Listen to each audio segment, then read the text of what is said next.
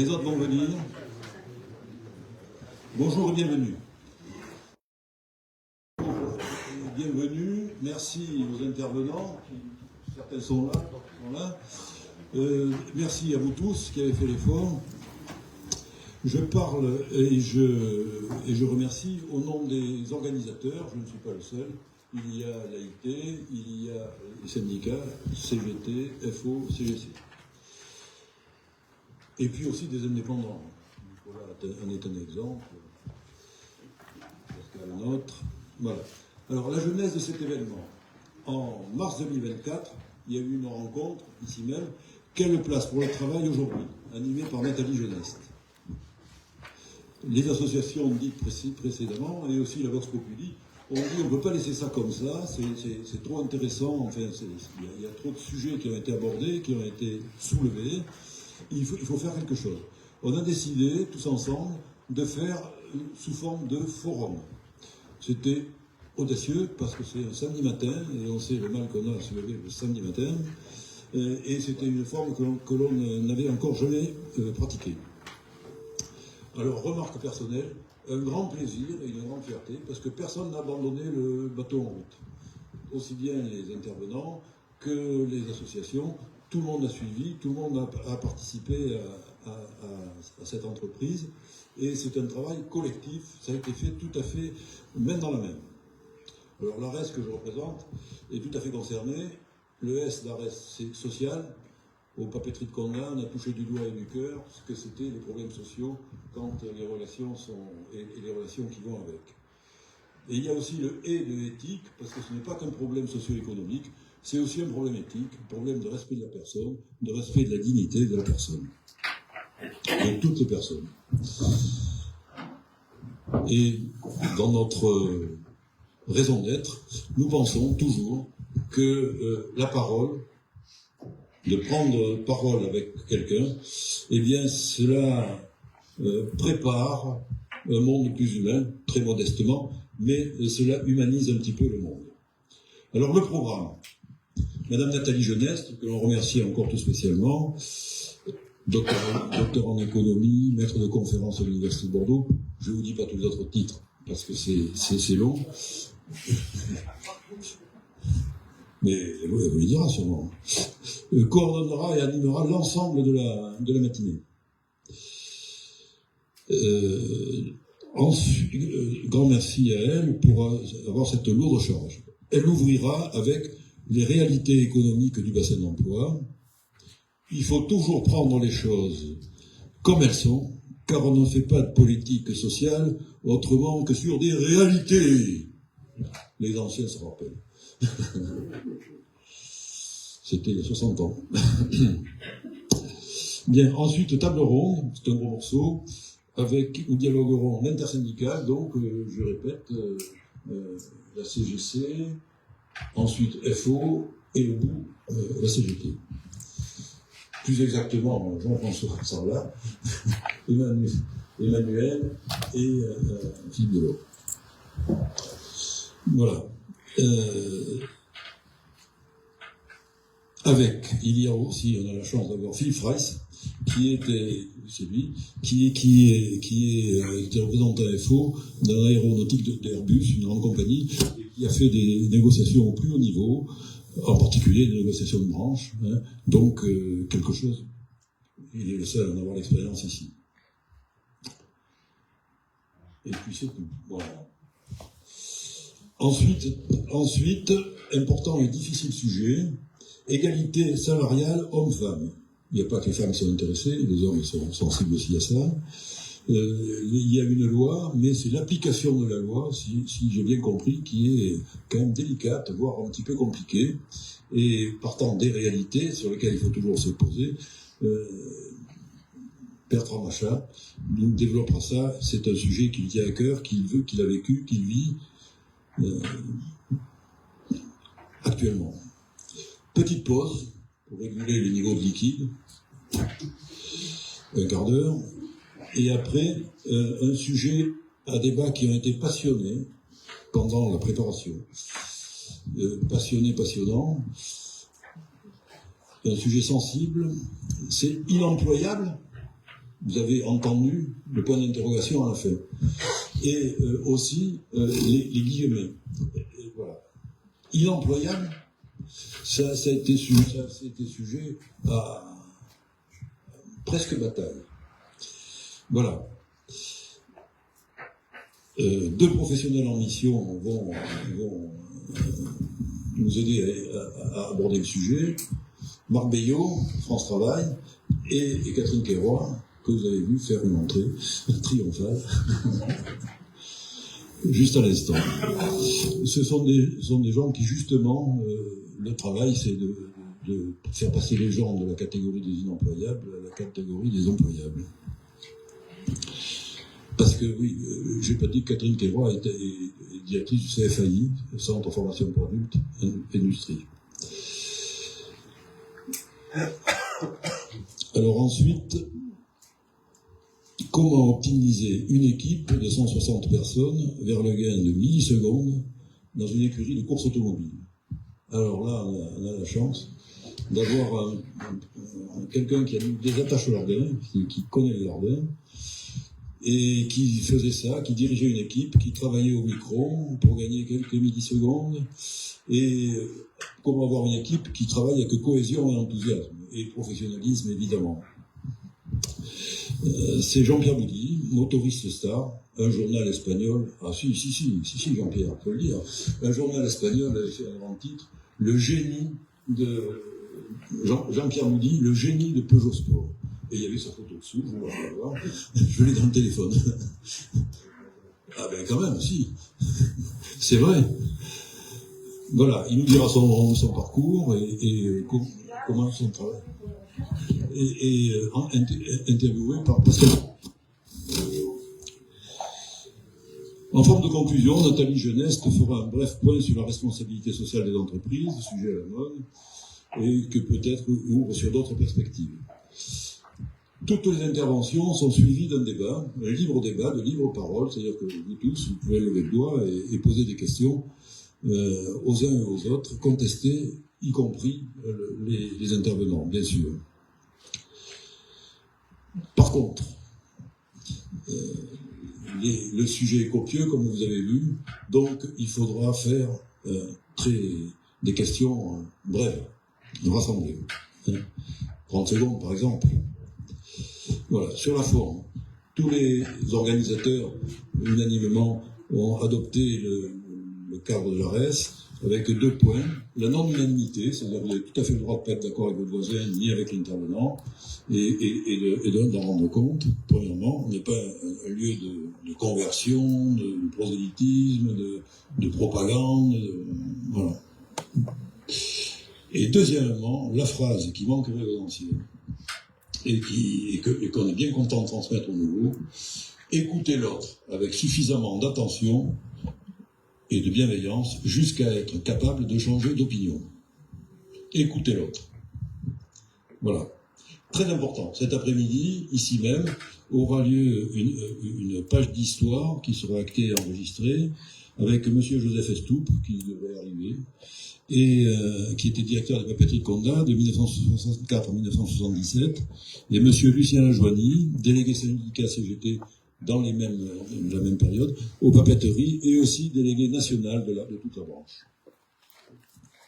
Ils confronteront leurs souvenirs. Alors, point important aussi, n'oubliez pas de rallumer vos téléphones après la séance, parce que vous allez certainement recevoir des publicités très intéressantes.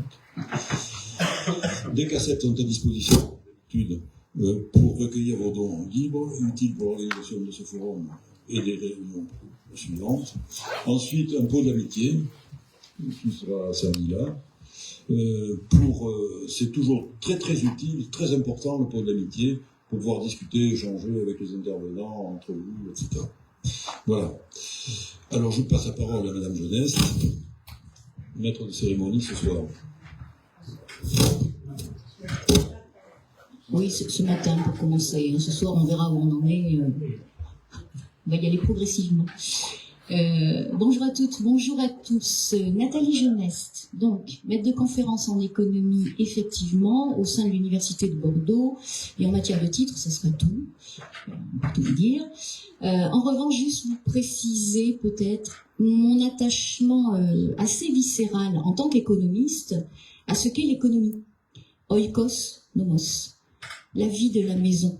La vie des personnes dans le foyer, les relations entre ces personnes. C'est la façon dont j'ai la prétention de concevoir l'économie, c'est ce que j'essaie de transmettre à mes étudiants, et c'est quelque part ce qui nous a animés dans la préparation de cette journée aussi. Les relations hommes, femmes, qui s'incarnent dans des entreprises. Ces relations, elles sont pas toujours faciles, elles sont parfois enthousiasmantes, elles sont parfois inquiétantes, et en fait, c'est de ces dimensions-là dont on va essayer de vous rendre compte ce matin.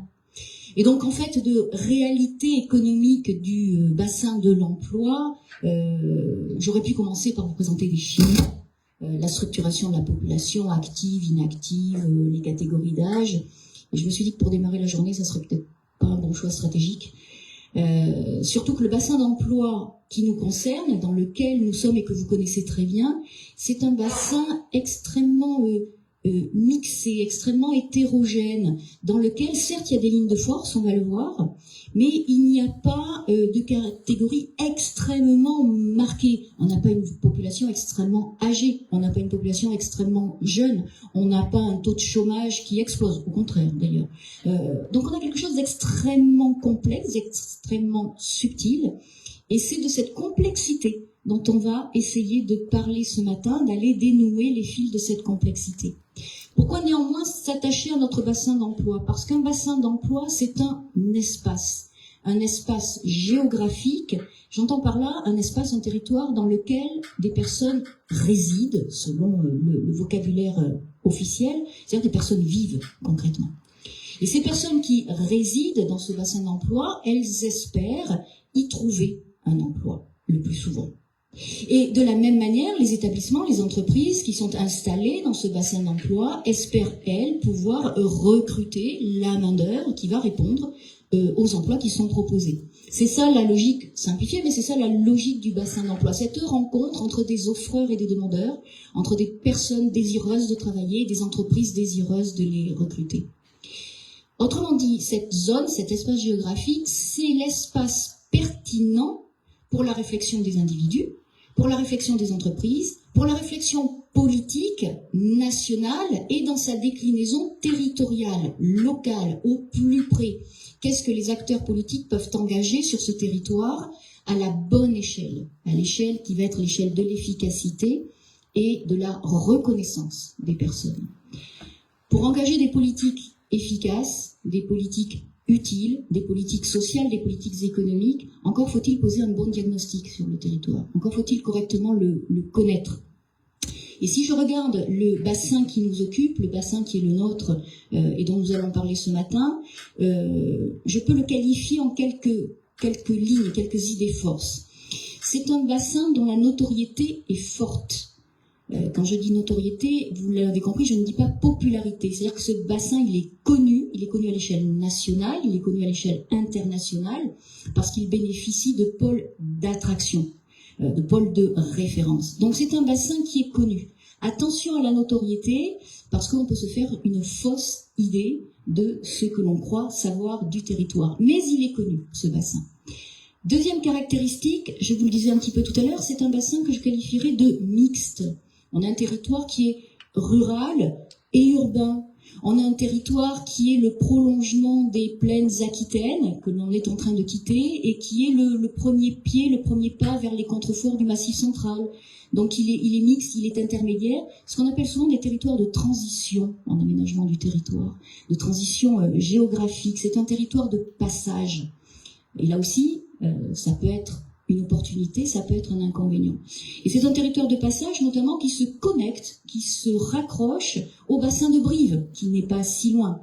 Et l'un comme l'autre ont une troisième caractéristique, c'est d'être très industriel. Je parlais de notoriété. La notoriété, elle vient pas de la dimension industrielle, elle vient de la dimension touristique. Or, ce bassin-là, c'est un bassin industriel, c'est un bassin de tradition industrielle. J'évoquais un souvenir de guerre tout à l'heure. au siècle passé, lorsque je faisais ma thèse, elle était sur l'industrie locale au XIXe siècle. Et quand on examine l'industrie locale, alors locale à l'échelle française, hein, les différentes régions françaises, évidemment on s'intéresse à ce qui est le bassin actuel, évidemment on va voir du côté de Cyprien Brard, et qu'est-ce qu'on découvre dans les textes, qu'est-ce qu'on découvre dans les archives, qu'est-ce qu'on découvre dans les témoignages, que l'on avait là une entreprise d'avant-garde, que l'on avait une entreprise d'innovation, que l'on avait une entreprise qui faisait, alors ce qui se faisait ailleurs sur le territoire, mais pour la Dordogne, c'était tout à fait remarquable. Ce caractère innovant, dans le domaine économique et dans le domaine social, le territoire l'a conservé.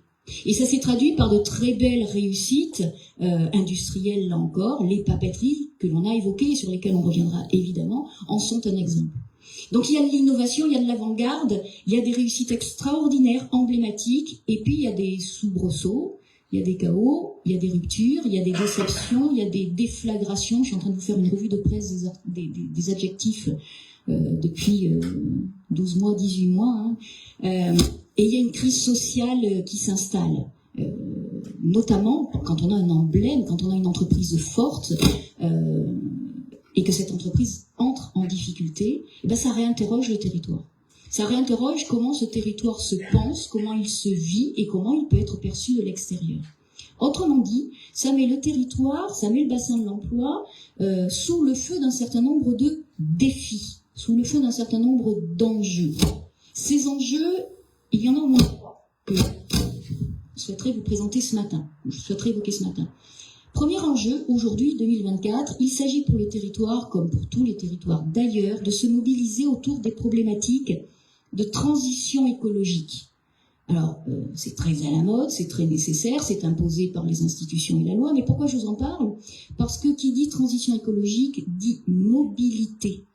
La capacité des personnes sur les territoires à se mouvoir, et à se mouvoir notamment pour aller occuper un emploi qui leur est proposé. Et vous verrez que plus tard dans la matinée, cette question de la mobilité vers l'emploi, la mobilité géographique, je prends ma voiture, je prends un train, je prends un vélo, elle se pose de manière cruciale, elle s'incarne de manière cruciale.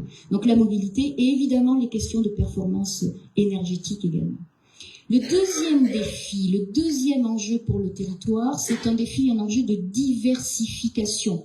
Et là, pour le coup, les papeteries, elles en sont un signal très très fort. Diversifier le territoire pour stimuler évidemment le développement des entreprises, mais pour stimuler un tissu qui va être résilient, qui va être cohérent, un tissu qui ne risque pas d'être emporté parce que l'une de ces entreprises est elle-même en difficulté et entraînerait avec elle des sous-traitants, des fournisseurs, comme on peut le voir, qui avaient concentré leur production au service des papeteries de Condat. Donc le deuxième enjeu, le deuxième défi, c'est la diversification du territoire. Comment penser le territoire de manière de plus en plus riche, de plus en plus fine. Le troisième défi, troisième enjeu, me semble-t-il, il est lié aux deux précédents, c'est de faire en sorte de favoriser la cohésion du territoire. Pour éviter ce que l'on appelle en économie des effets de concentration ou encore des effets de trappe.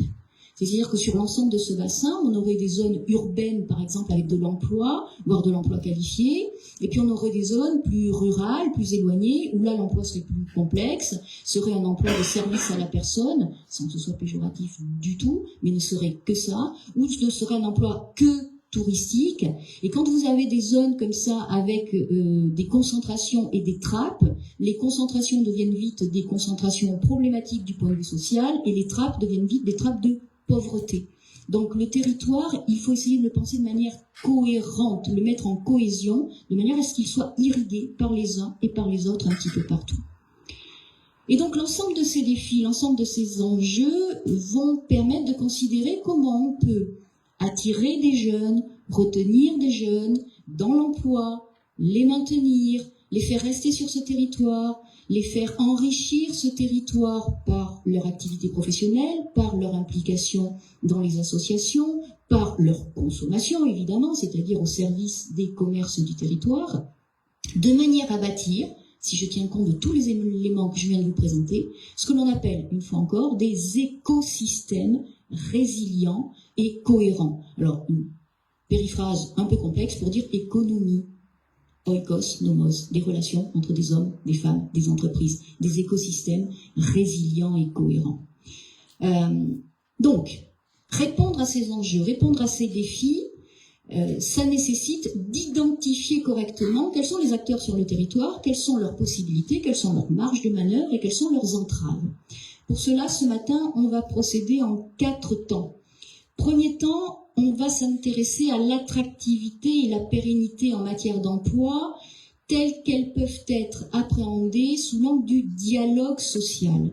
Faire venir des jeunes, des moins jeunes, les maintenir dans l'emploi, c'est aussi quelque part, on l'avait évoqué il y a quelques mois de ça, leur promettre une qualité de vie dans l'entreprise, leur promettre des valeurs, leur promettre une progression, leur promettre que l'entreprise, elle va répondre à leurs aspirations. C'est pas une mince affaire.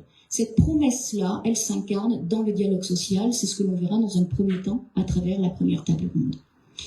Dans un deuxième temps, cette attractivité, cette pérennité de l'emploi sur place, je vous le disais, elle s'incarne et elle répond à des valeurs. Et l'une des valeurs montantes, il y en a d'autres, on les verra, mais l'une des valeurs montantes, c'est cette soif d'égalité. Une soif d'équité, à voir, on en discutera. Et l'égalité, les institutions, les politiques nous poussent à, là aussi, l'incarner, la vérifier. Les institutions et les politiques nous poussent à en rendre compte, notamment à travers l'égalité salariale homme-femme. Notamment à travers l'égalité salariale. Ce sera la deuxième intervention de ce matin. Et cette question des valeurs, cette question de l'éthique, cette question du regard que l'on pose sur les uns et les autres, si on l'étend au-delà du clivage homme-femme, si on l'étend, on va aller rejoindre des personnes très jeunes sans formation, des personnes âgées que l'on trouve moins productives, des personnes handicapées, des personnes de cultures différentes, des personnes dites éloignées de l'emploi et que l'on considérerait peut-être, souvent, rapidement, comme étant inemployables. Alors comment considérer ces personnes-là, inemployables ou pas, et d'ailleurs seulement sous l'angle de l'employabilité? Ce sera notre deuxième table ronde de la matinée. Et enfin, vous voyez, face à ces défis, face à ces enjeux qui sont ceux d'aller chercher le qualitatif, eh bien, on s'est donné pour ambition d'aller chercher le qualitatif jusqu'au bout et de se dire que finalement, le bon point de diagnostic, la bonne ambition, le bon objectif, c'est peut-être l'objectif de l'excellence. On a entendu tout à l'heure, comme vous avez présenté, Monsieur Boudy, est-ce que finalement, tous ces objectifs-là, on ne les atteint pas en se projetant dans un désir, dans un souci d'excellence à tout moment, côté entreprise et côté travailleur. Donc voilà pour le programme de cette matinée. Vous le voyez, je l'espère, qui va balayer les enjeux, les défis, les caractéristiques de ce bassin de l'emploi pour nous aider à progresser dans la connaissance que nous en avons.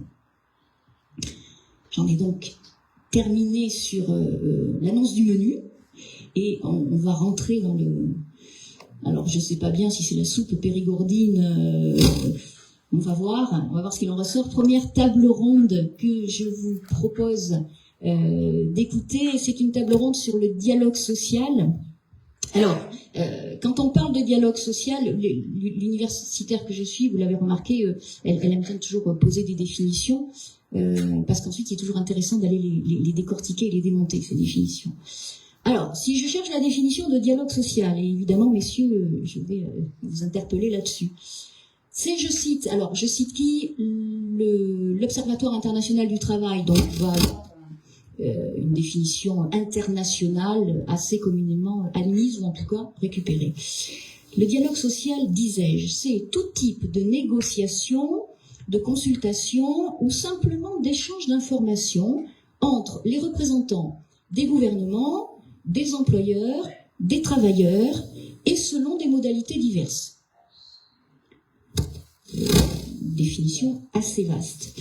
Et la définition précise, ce dialogue social va se traduire dans les entreprises et dans les branches professionnelles à travers les relations institutionnelles, mais aussi informelles, qui deviennent des lieux de négociation, d'expression et de confrontation. Donc voilà ce que l'on nous propose en matière de dialogue social. Et donc, le dialogue social se retrouve présenter plusieurs composantes. On va le retrouver à l'échelle des négociations collectives, on va le retrouver à l'échelle des institutions représentatives du personnel, que ce soit les délégués syndicaux ou les représentants élus, Et on va le retrouver, ce dialogue social, jusque dans les conflits, jusque dans les grèves. Hein. Vous avez vu cette définition générale, elle nous ouvre des formes de dialogue extrêmement variées. Alors, c'est sur ces différentes modalités, finalement, que je souhaiterais pouvoir passer la parole et faire intervenir les différents représentants de ce dialogue qui sont là. Je vais donc les interpeller successivement en leur demandant peut-être de se représenter pour nous dire d'où ils parlent, même si vous les connaissez probablement. Et donc ma première question, c'est tout simplement ce que vous retrouvez dans cette définition-là. Est-ce qu'elle vous parle ou est-ce que pour vous, pas du tout, le dialogue social, c'est autre chose, c'est ailleurs, c'est autrement. Merci. Bonjour à toutes et à tous. Donc Philippe Fraisse. Avec mon épouse, depuis que nous sommes en retraite, nous partageons notre vie entre la Cassagne et puis la région parisienne. Donc j'ai fait 46 ans dans le groupe Airbus, aérospatial puis Airbus, 25 ans sur le terrain dans une entreprise, une filiale sur l'aéroport du Bourget, et une vingtaine d'années au sein de la Fédération FO de la métallurgie et du groupe Airbus, où j'étais chargé de m'occuper de la branche aéronautique, espace, défense, de toutes les entreprises donc en France qui sont dans ce site d'activité, aussi de la formation professionnelle, des négociations avec l'UMM qui est la branche patronale de la métallurgie, au niveau du comité européen d'Airbus aussi, où là on a développé le dialogue social lorsqu'Airbus a été créé avec les Allemands, les Anglais et les Espagnols, puisque chaque pays a un mode différent d'aborder le dialogue social. Donc à la fois une expérience de terrain et une modeste expérience au niveau national dans un certain nombre de domaines. Effectivement, votre définition du dialogue social, je pense que c'est la base du dialogue social qui est posée. Néanmoins, c'est pas tout à fait aussi simple que vous avez pu l'exprimer, ce qui est normal puisque c'était une définition au niveau international. Le dialogue social, pour l'avoir pratiqué pendant presque une quarantaine d'années, déjà faut être deux.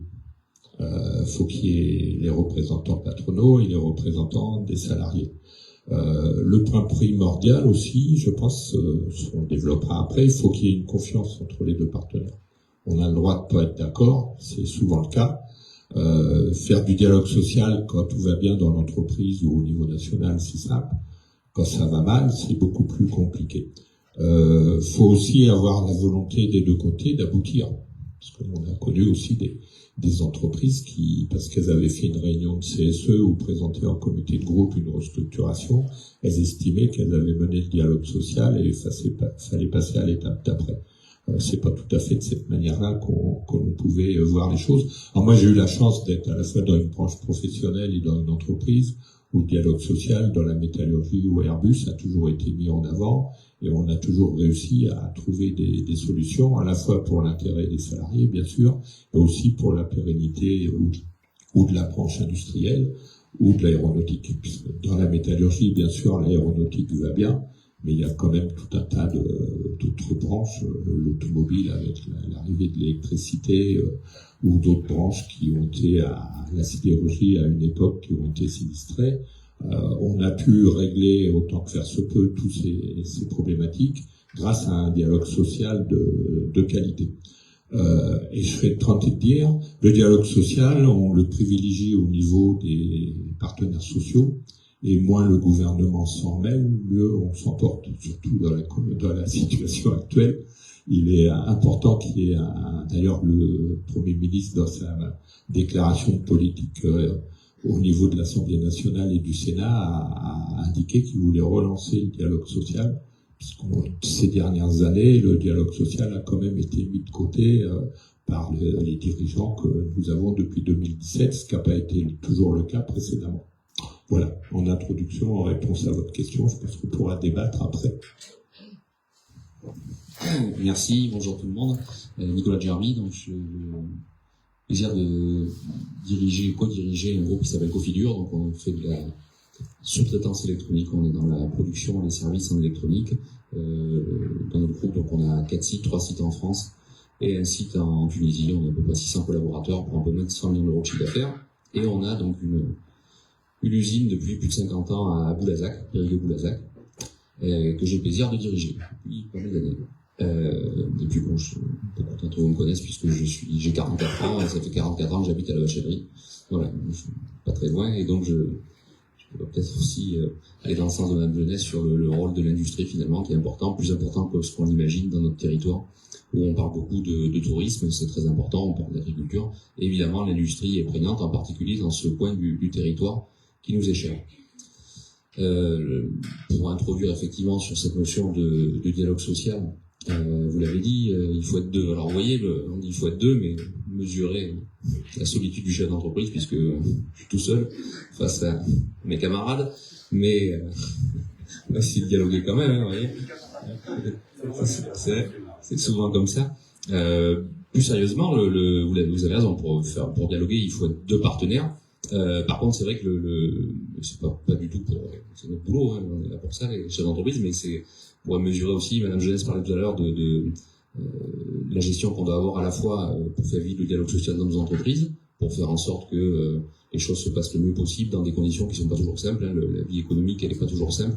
Et effectivement, le dialogue social est plus facile quand les caisses sont pleines, mais on doit quand même le maintenir au quotidien. Mais on a aussi à gérer ce que vous disiez, les injonctions on peut appeler ça sociétal, gouvernemental, le rôle, la place que doit prendre l'entreprise dans la transition écologique, dans le développement du territoire, dans les sujets divers et variés, les problèmes de mobilité, enfin un peu tous les sujets. Et donc c'est quand même même si notre travail initial, c'est de faire en sorte que nos entreprises soient pérennes et profitables, ça doit passer par ce dialogue et cette nécessité d'écoute des salariés, mais aussi que on a un rôle important aussi pour se faire comprendre. On peut des fois se dire les chefs d'entreprise sont un peu bontos et donc le dialogue se fait pas, mais effectivement on peut dire c'est la faute au syndicat, mais c'est aussi le rôle des entreprises de faire en sorte que le dialogue soit propice et qu'on puisse discuter et d'expliquer les choses clairement aux personnes pour qu'on sache dans quel contexte on évolue, et bon, ça c'est un élément important du dialogue. Donc, je pense qu'on pourra y revenir dans le débat. Merci Nicolas. Jean-François Sarlat, donc Papeterie de Cornat, je suis délégué syndical CFE-CGC depuis maintenant une trentaine d'années, 38 ans au Papeterie de Cornat, comme je vous le disais. Je pense que le dialogue social, et nous pensons au sein de la CFE-CGC, que c'est un baromètre, un indicateur de vie pour les salariés, un indicateur d'entreprise, notamment quand tout va. On a plus facilement des choses à négocier, des choses à échanger avec le chef d'entreprise pour pouvoir évoluer pour les salariés et évoluer soi-même aussi au sein de cette entreprise. Aujourd'hui, Papeterie de Cornat, vous avez lu, est en difficulté gravement. La pérennité du site est en danger. Nous avons toujours espoir, c'est toujours un combat, comme une maladie.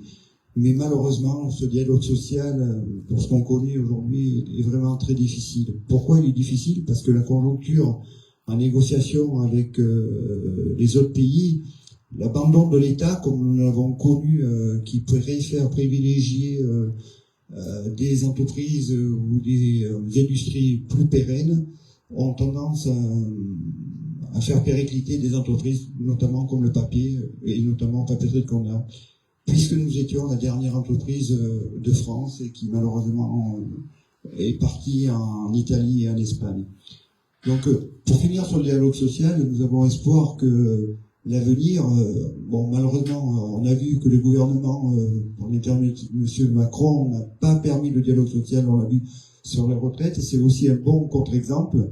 Et on espère qu'à l'avenir, avec le Premier ministre qui est renommé, il y a des choses qui vont s'améliorer dans ce pays, et notamment pour tous les salariés à l'avenir. Voilà. Oui, bonjour, Emmanuel Garcia, Force ouvrière.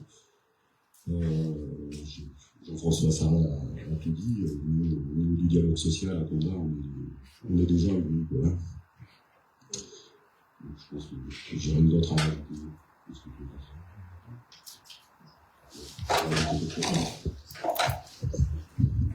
Bonjour à toutes et à tous. Je me présente, je m'appelle Delors Philippe et je suis délégué syndical CGT au Papeterie de Cornat. Concernant notre vécu, nous, au sein de Papeterie de Cornat, le dialogue social, il n'y en a plus maintenant depuis des années. Et pour qu'il y ait un dialogue social, il faut qu'on ait confiance à la direction. Et nous n'avons plus confiance à la direction des papeteries de Condat. On aurait tant d'exemples à vous montrer qu'à midi on n'aurait pas fini. Donc non, je connais Nicolas, qui est président, avec qui je pense j'arriverai à échanger, à dialoguer et aller dans le même sens. Parce que on parlait des patrons, la définition du mot patron, il y a bienfaisance de ses salariés et ouvriers. À Condat, ce ne sont plus des patrons que nous avons. Je vais employer un terme peut-être un petit peu vulgaire, ce sont des voyous. À part casser les papeteries de Condat, casser tout le territoire, casser tout ce qui touche, et bien actuellement, voilà où on en est, nous, aux papeteries de Condat. Alors certes, nous ne sommes pas les seuls dans cette situation-là, nous ne sommes pas tous comme ça, bien entendu. Quand je discute avec Nicolas, c'est totalement différent.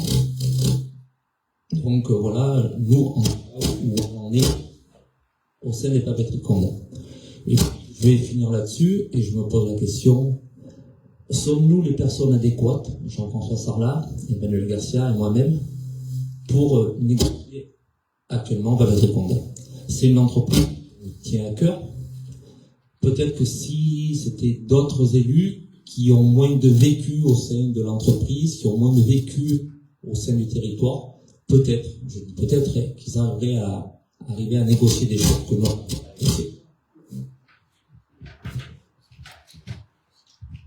Merci à tous pour cette première entrée, en matière. Alors, à vous entendre, il me vient deux choses. Première chose, c'est que manifestement, les conditions favorables pour qu'un dialogue social, j'allais dire, déjà émerge, se développe de manière paisible et constructive, il semblerait que ces conditions, manifestement, ne soient pas réunies aux papeteries de Condat. Ce qui m'amène, somme toute, à poser la question un peu en miroir. Quelles seraient, selon vous, les conditions? Quel est le socle, s'il existe? Sur quoi est-ce qu'on peut s'appuyer pour qu'un dialogue social s'établisse, s'installe, se déploie? Je crois que vous nous avez donné les uns et les autres de manière différente des pistes. C'est peut-être ça là qu'on va creuser. J'ai entendu parler de confiance, de partenaires, et j'ai pas entendu le mot, j'ai entendu le mot voyou. Moi, j'étais restée sur adversaire, mais si je vous lance ces mots-là à votre réflexion en les reprenant de ce que vous nous avez dit, confiance, partenaire, adversaire ou voyou dans le dialogue, est-ce que ça vous inspire quelque chose?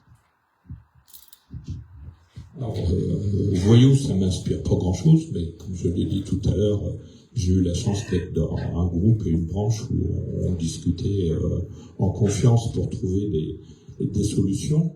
Je pense qu'il faut effectivement que la confiance se recrée, et peut-être je suis pas compétent sur la problématique des papeteries de Condat, que au-delà de ce qu'on peut voir dans la presse et de ce que nos collègues expliquent, je connais pas. Peut-être qu'il faut aussi impliquer le pouvoir politique, les ministres, la préfecture.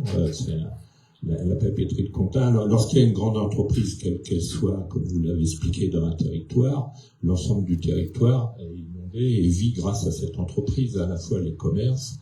Lorsqu'une entreprise ferme, quelques années ou quelques mois après, les commerces s'étiolent, et au bout du bout, on se retrouve dans un désert à la fois industriel, mais aussi au niveau local, puisqu'il y a souvent, pour un emploi industriel, 2 ou 3 emplois chez des sous-traitants ou dans le tissu local. Donc c'est extrêmement important de mettre en avant et de faire en sorte qu'il y ait une pérennité dans les sites. On a eu le cas, nous, dans la métallurgie, dans un certain nombre d'entreprises aussi, de régler ce type de problème. Comme vous l'avez indiqué, il est aussi important de faire de la formation, de pouvoir reconvertir les personnes s'il y a besoin.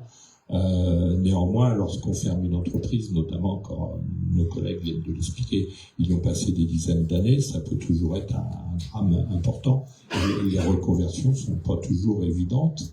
Lorsqu'il y a un bassin industriel qui est intéressant, on l'a vécu nous dans l'aéronautique, où lorsqu'il y avait des entreprises d'autres branches qui fermaient, on pouvait aspirer les salariés, même si le terme n'est pas forcément adéquat. Au jour d'aujourd'hui, la branche aéronautique embauche pratiquement 8 à 10 000 personnes par an. Mais il faut aller à Toulouse, il faut aller à Figeac ou à Bordeaux. Donc est-ce il peut y avoir de la mobilité. Au niveau de la Dordogne, le peu qu'on en connaisse, il y a quand même peu de sites industriels pour faire des reconversions. Mais avant d'engager des reconversions, je pense qu'il faut privilégier, c'est la pérennité du site et la pérennité de l'activité. Ici, oui, effectivement, ces difficultés dont tu viens de parler, et je remercie passage Philippe, là, parce qu'il a dit je donnerai le numéro de téléphone du délégué CGT de Cofidure, comme ça, pour le recommander auprès de moi. Plus sérieusement, les conditions du dialogue, c'est ce qui a été dit, elles nécessitent effectivement de la confiance, mais la confiance, ça veut dire qu'il faut être en capacité aussi de s'écouter, de s'entendre. La situation économique, on peut tourner dans tous les sens, elle est quand même pas brillante. Les entreprises, vous l'avez dit, nous on a la chance aussi de travailler dans le secteur aéronautique qui s'en sort un peu mieux. Il y a 4 ans, c'était la catastrophe. Et heureusement qu'on n'était pas dans le secteur aéronautique, on était dans le secteur pour compenser. Voilà, donc la vie industrielle elle est compliquée, la vie économique elle est compliquée. C'est pas pour ça qu'il n'y a pas des profits à partager. Heureusement, encore des entreprises qui gagnent pas d'argent qui permettent de partager les choses, mais 95% des entreprises, c'est pas Total Énergie, donc il faut aussi avoir ça en tête.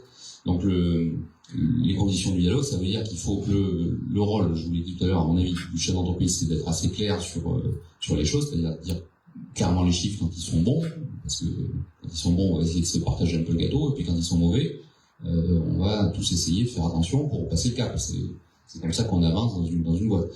Ça veut dire aussi que donc ça c'est le boulot. Je peux considérer, je veux pas apporter de jugement sur la façon dont sont gérés les papiers des comptables, mais voilà, parce qu'on comprend, on peut imaginer que sûrement qu'il peut peut-être avoir un défaut régulièrement côté patronal sur cette partie-là pour être plus franc. Mais ça veut dire aussi que côté salarié, il faut être en capacité d'entendre et sortir un peu. Vous savez, je le répète souvent, mais sortir un peu des caricatures. Je veux dire, on n'est plus dans des périodes.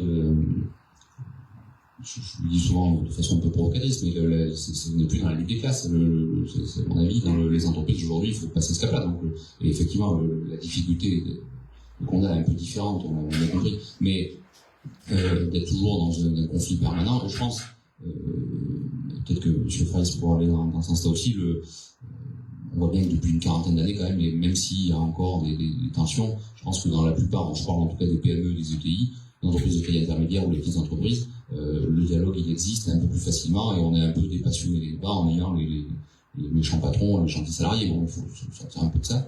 Par contre, il faut être en capacité de se dire les choses, de s'entendre, mais c'est dans l'autre sens aussi. Ça veut dire que quand les salariés remontent 3, 4, 5 fois d'affilée un problème, il faut le traiter.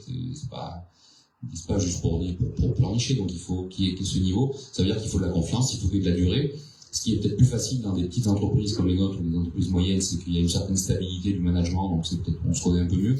Donc ça fait 25 ans que je suis dans la boîte, etc. Donc peut-être plus facile de nouer des dialogues et quand vous avez effectivement des dirigeants qui changent très régulièrement, j'imagine que la difficulté est un peu plus forte.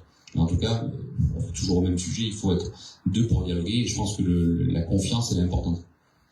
Quand on passe des périodes de crise comme c'est la crise Covid qui a été très très dure pour nous, il valait mieux être en confiance avec les partenaires parce que dans l'ordre des choses, ils ont plutôt tendance à écouter. Mais ça se crée au fil du temps. Merci Nicolas. Moi, je ne me permettrai pas de juger l'homme. Par contre, j'en veux plutôt au groupe, l'amateurisme du groupe. Aujourd'hui, cette entreprise où je suis profondément attaché, on était en 180, on est 200 salariés. Les stratégies, les directions qu'ils ont prises nous laissent sentir que c'était à contre-courant. Il y a 2 ans, en fait, j'ai eu la chance de connaître un Canadien où j'ai pu échanger avec lui sur notre stratégie, parce qu'on voulait faire un papeterie Condat, donc de la glacine. Et quand je lui ai dit qu'on avait une forte valeur ajoutée sur ce produit, il m'a regardé comme ça d'un œil sombre et puis il m'a dit Jean-François, on vous dit que la glacine, c'est une valeur ajoutée. J'ai dit oui, le prix que nous annonce, c'est 1800 € la tonne. 1800 € la tonne, chez nous au Canada, ça arrive à plein cargo de Chine et aux alentours, comme le papier couché que vous faites à Condat, aux alentours de 900 000 euros. 2 ans après, aujourd'hui, là, on voit que malheureusement, il avait raison. La glycine, ça n'a pas la valeur ajoutée qu'on escomptait. Aujourd'hui, on essaye d'aller sur notre produit alimentaire. Ce sont que les balbutiements pour l'instant. Mais malheureusement, le temps passe. Les emplois ont fondu. L'état d'esprit des salariés se dégrade très fortement, n'y croient plus. Et je dis, bon, bah allez, qu'est-ce qu'on va faire? Quel est l'avenir qu'il y a encore sur ce site? Voilà ce que je peux penser aujourd'hui des stratégies de groupe. Je partage l'avis de Jean-François. On peut se poser des questions sur la stratégie de l'État. S'il y avait vraiment une stratégie industrielle, je pense qu'on pourrait encore avoir notre machine sur le site. Au lieu d'avoir des usines espagnoles réparties un peu partout en Espagne, on pourrait tout avoir sur Condat. C'est vraiment une volonté de l'État. On aurait plus le service support, la recherche et le développement sur le site. Mais je pense que l'État a cherché à démanteler le entreprise.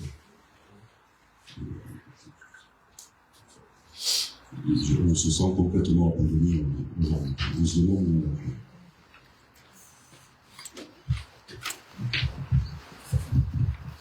on va. Pour en revenir aux papeteries, actuellement, pour papeterie de Condat, il n'y a pas de dialogue social. Je veux dire, les organisations syndicales, on essaie de sauver ce qui peut être sauvable encore. On a une direction qui nous sollicite quand ils ont besoin, quand ils sont obligés de faire. Autrement, on ne demande pas. Et on prend des décisions sans nos avis. On nous demande de venir en réunion. Voilà.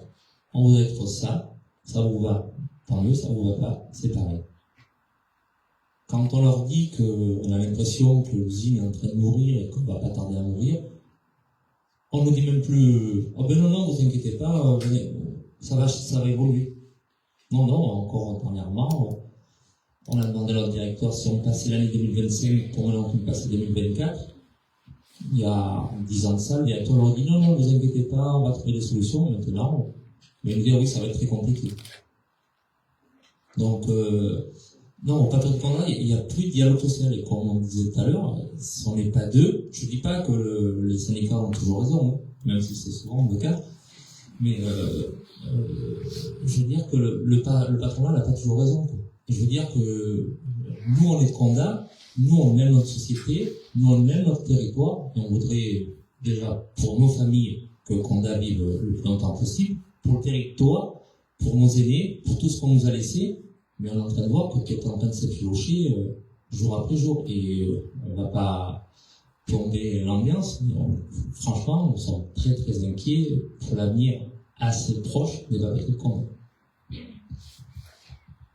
En fait, on fait du dialogue social parce que la loi l'impose actuellement, uniquement. Un peu plus près du micro, s'il vous plaît, vous n'entendez pas du tout au fond. On fait du dialogue social, on se réunit parce que la loi l'impose, ils n'en savent rien. Je vois, ils avaient annoncé des arrêts de production, ils n'ont pas tenu bon à réunir les représentants des salariés. Quoi. C'est un truc de fou. Il faut le vivre au quotidien.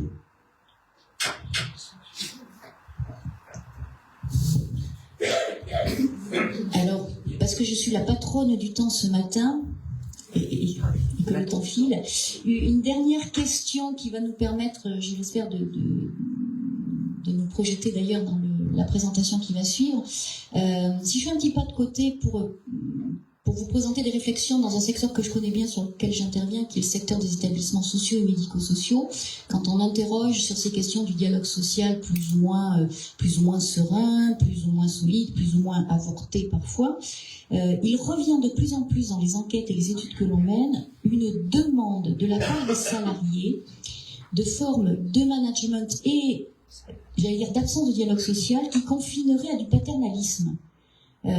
C'est-à-dire qu'on entend beaucoup de travailleurs nous dire mais après tout, on préférerait s'en remettre à la décision du cadre, à la décision du patron, qu'il prenne en charge, qu'il nous protège. Il y a dans cette intranquillité actuelle dans un certain nombre de secteurs, une demande de protection. Alors l'historienne que je suis associe ça au paternalisme parce que ça prend vraiment ces formes-là, de nous dire protégez-nous dans l'emploi, mais protégez-nous dans notre hébergement, protégez-nous sur le territoire. Est-ce que c'est quelque chose qui vous parle? Est-ce que c'est quelque chose que vous vivez ou pas du tout? Est-ce que ça vous semble un épiphénomène et pas lié à l'industrie pour le coup? Vous avez peut-être quelques mots là-dessus. Oui, enfin, donc personnellement dans l'industrie, j'ai pas remarqué ce type de comportement ou de demande. Alors il est vrai qu'il y a une évolution, notamment depuis le Covid, des demandes des salariés, notamment des jeunes générations qui sont plus attachées au bien-être. J'ai aussi d'autres fonctions au sein d'une mutuelle de Airbus et on se rend compte que les salariés sont beaucoup plus attachés à la santé, à la qualité de vie au travail. Même dans des cadres où des managers passer sa vie au boulot et partir à 20h pour revenir le lendemain à 7h, les gens maintenant préfèrent une certaine qualité de vie et quel que soit leur niveau hiérarchique ne mettent plus forcément bien sûr il faut travailler mais ils veulent aussi avoir une vie à côté.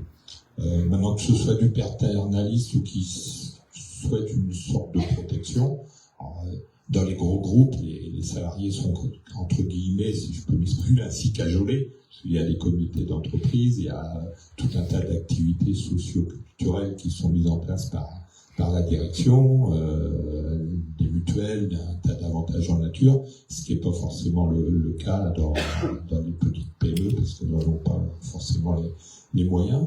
Il y a des nouvelles attentes, effectivement, des salariés. Est-ce que ça va jusqu'au paternalisme ?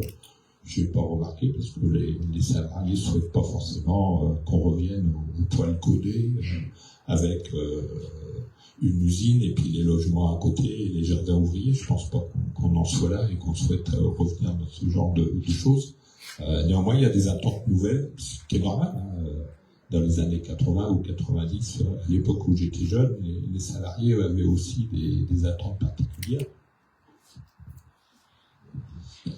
Oui, effectivement, je ne sais pas si on parle de paternalisme, effectivement, mais par contre, dire que l'entreprise est le réceptacle de toutes les difficultés, c'est la réalité. Et le rôle de l'entreprise, du chef d'entreprise, mais même des équipes ressources humaines, on peut illustrer aussi tout à l'heure, mais aujourd'hui, quand il y a un problème, si je reprends ce qui s'est passé ces dernières années, la crise Covid, vers qui on se tourne parce que il faut, le chômage partiel c'est bien, mais il faut vite regagner un peu d'argent, c'est vers l'entreprise, de façon très très basique. Nous on a assez vite eu des masques et du gel hydroalcoolique et on a donné à nos salariés pour chez eux. Enfin, voilà. Quand il y a des problèmes d'explosion du prix de l'essence, l'entreprise on n'y est strictement pour rien, mais on se tourne vers nous parce que les salariés disent comment je fais pour mettre du gasoil dans ma voiture, et donc on met en place des prix de mobilité pour essayer de trouver des solutions, du covoiturage. On travaille avec le Grand Périgueux pour trouver des solutions pour que les bus passent devant lui. Enfin, vous voyez, la première personne vers qui vous vous tournez, c'est Francine pourra le dire aussi, c'est le maire et c'est votre employeur. Donc mais c'est la réalité, c'est dans tous les cas. Et donc, mais c'est important qu'on ait ce rôle-là aussi, et c'est pour ça que pour aller un peu dans le sens de mes amis.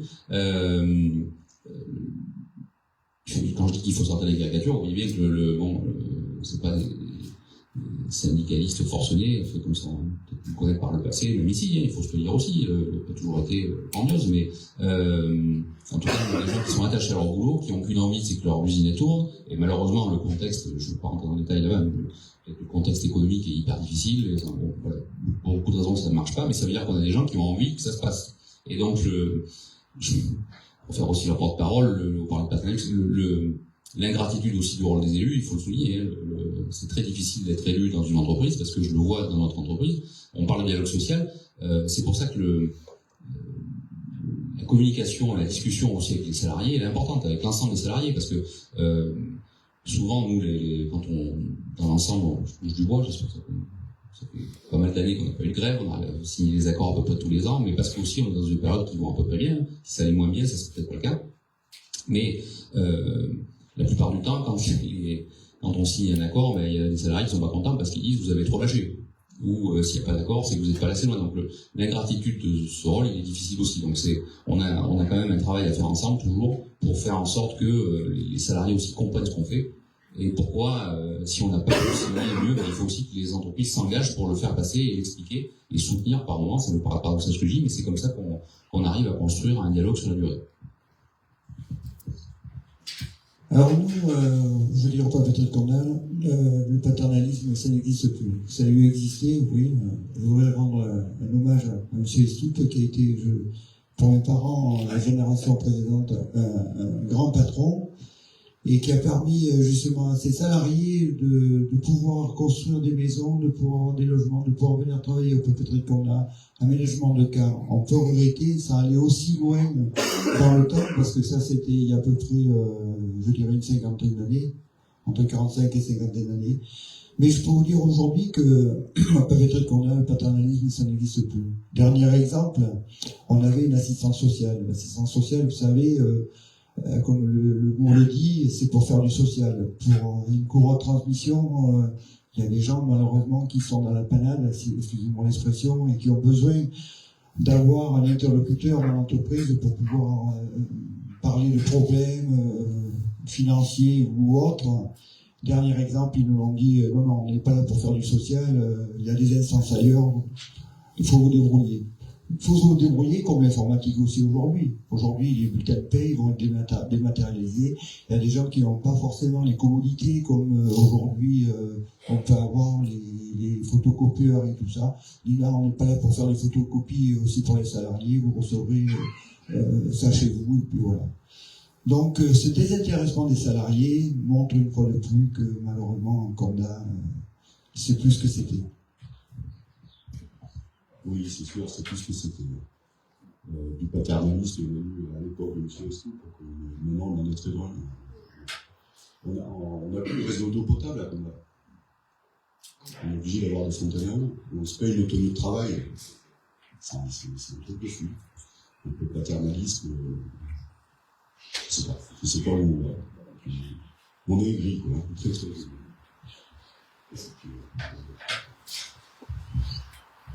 Oui, il n'y a pas d'eau potable sur le site des Papeteries de Condat, malheureusement, c'est vrai. Je vois qu'il y a des personnes qui s'occupent dans la salle. Oui, il n'y a plus de... La direction de Condat ne veut pas le bien-être de ses salariés. Voilà, je veux dire qu'on fait sa carrière à Condat, et puis on s'en va, on ne dit même pas au revoir, on ne dit pas au revoir. Il y a des ex-salariés de Condat, il y en a des ex-salariés qui sont toutes jeunes, et elles peuvent en témoigner, elles sont parties, elles ont un anonymat complet, quoi. Et donc, c'était des personnes qui ont œuvré pour que Condat arrive où on en était, quoi. Je dis bien où on en était, pas où on en est. Donc, oui, il n'y a plus du tout de social, en tout cas à Condat. Voilà. Merci messieurs pour ces réponses qui ouvrent plein de champs, peut-être des interrogations de votre part. S'il y avait... Non, je vais prendre le micro, mais je sais pas si bien. Ils ont souvent entendu, mais je n'ai pas assez vite. Oui, je pense qu'en parlant fort, on est entendu quand on parle fort. Donc, on voit bien la différence qu'il y a dans le dialogue social à Condat et quand c'est avec Nicolas. Est-ce que le problème, c'est pas tout simplement la question du patron, c'est-à-dire de l'homme qui est propriétaire de son entreprise et qui veut vivre. Là-bas, il discute avec des gens qui sont pas du tout les patrons. Qui veut répondre?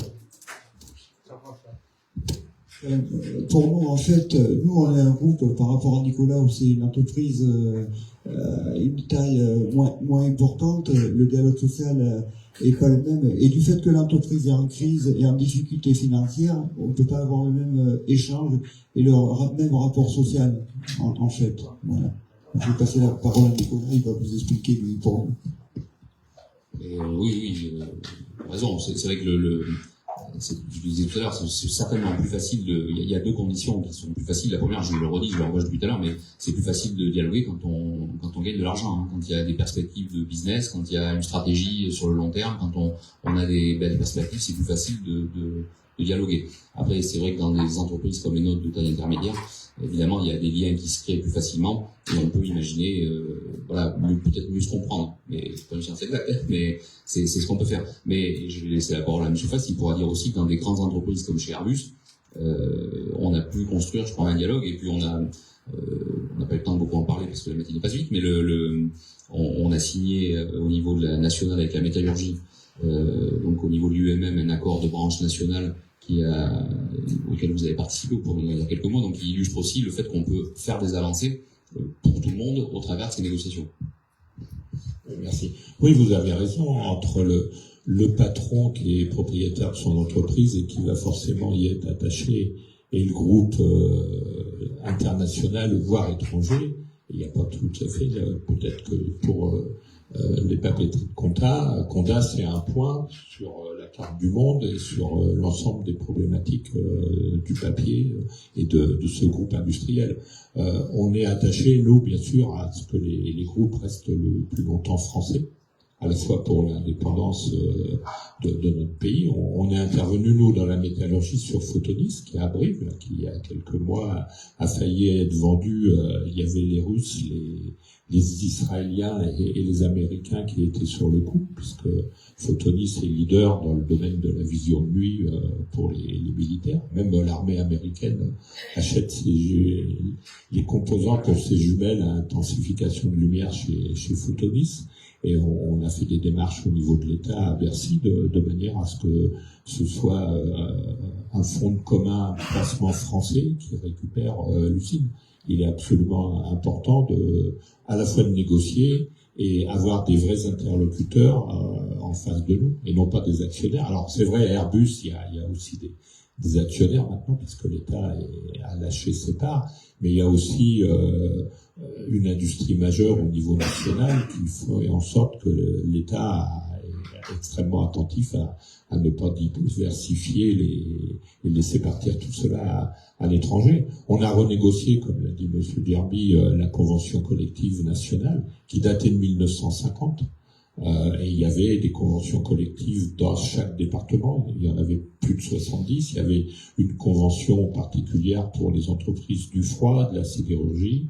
Et de 2016 à 2023, donc pendant pratiquement 7 ans, il y a eu plus de 200 réunions entre les représentants patronaux de la métallurgie et les représentants syndicaux pour arriver à trouver une solution et adapter les accords, parce que quand vous avez des accords qui datent des années 50, qui sont un petit peu obsolètes en 2024, on poursuit à la fois l'évolution des techniques et l'ensemble des évolutions, et on a réussi à trouver un compromis dans ce domaine-là. Mais par contre, vous parlez sur l'exemple intéressant sur la Convention nationale de métallurgie, puisqu'elle a été signée par la plupart des organisations syndicales et patronales. C'était plutôt d'avancée pour tout le monde, mais sincèrement beaucoup pour les salariés aussi. Hein, donc, mais malgré tout, la mise en œuvre, c'est pour ça que je parlais tout à l'heure de la difficulté des élus entre les discussions et le terrain, c'est que ça a été quand même malgré tout une difficulté. Hein. On a traversé quelques mois compliqués dans toutes nos entreprises de la métallurgie parce que il y a eu quelques incompréhensions autour de cette convention. Et bon, voilà, les choses sont entrées dans l'ordre. Mais vous voyez, la difficulté entre élaborer une stratégie, se mettre d'accord sur un plan et puis après le faire partager aux équipes, c'est vachement difficile aussi. Effectivement, vous avez raison. Alors, lorsqu'on négocie au niveau national, il faut forcément trouver un compromis. Quand on remet à plat une convention collective complète pour une grande branche industrielle, il y avait des tas de particularités, y compris dans certains territoires. L'histoire avait fait que les horlogers dans le Jura avaient des spécificités. En Alsace, il y avait des spécificités aussi. Et il est vrai, et c'est souvent le côté patronal qui nous le faisait remarquer, que quelque part, au niveau parisien bien sûr, ils avaient des difficultés à expliquer à leurs mandants, donc aux chefs d'entreprise, l'évolution du dispositif conventionnel, parce que vous, après, pour le mettre en place sur le terrain, notamment, on a refondu totalement l'ensemble de la grille de classification, et c'était avec des nouvelles fiches de poste. C'était effectivement un problème important et il y a eu des difficultés de mise en place. Alors, désolé, mais le temps file et notre programme est bien amorcé, mais à peine amorcé. J'ai vu qu'il y avait beaucoup de questions. J'ai l'intuition qu'un certain nombre d'entre elles portent sur les papeteries de Condat. Vous en avez des représentants ici et il y aura une pause dans quelques instants, donc n'hésitez pas à les solliciter sur ces questions. Nous parlerons beaucoup des papeteries de Condat et ces questions seront de nouveau évoquées en détail cet après-midi également, donc celles-là, j'allais dire moins d'état d'âme à les mettre de côté. Pour les autres, il y a également une pause, c'est-à-dire toutes ces questions, n'hésitez pas lors des échanges. Je voudrais d'abord vous remercier, messieurs, pour ces interventions et toutes les pistes qu'elles dressent, et puis repartir de ce que vous avez dit, Nicolas, quand vous évoquiez le fait que l'entreprise est le réceptacle finalement de tout, ou en tout cas bon nombre de questions, alors économiques certes, mais sociales et sociétales. Et parmi ces questions, l'une qui monte depuis un moment et qui a été qui est en train d'être organisée, voire imposée dans les entreprises, c'est la question de l'égalité. Égalité femmes-hommes, égalité qui va se jouer dans la question salariale, mais pas que. Et c'est l'objet de la deuxième intervention de ce début de matinée. Donc encore une fois, merci messieurs. Et on va continuer à creuser ces mêmes pistes, vous allez voir, et susciter probablement de nouvelles questions.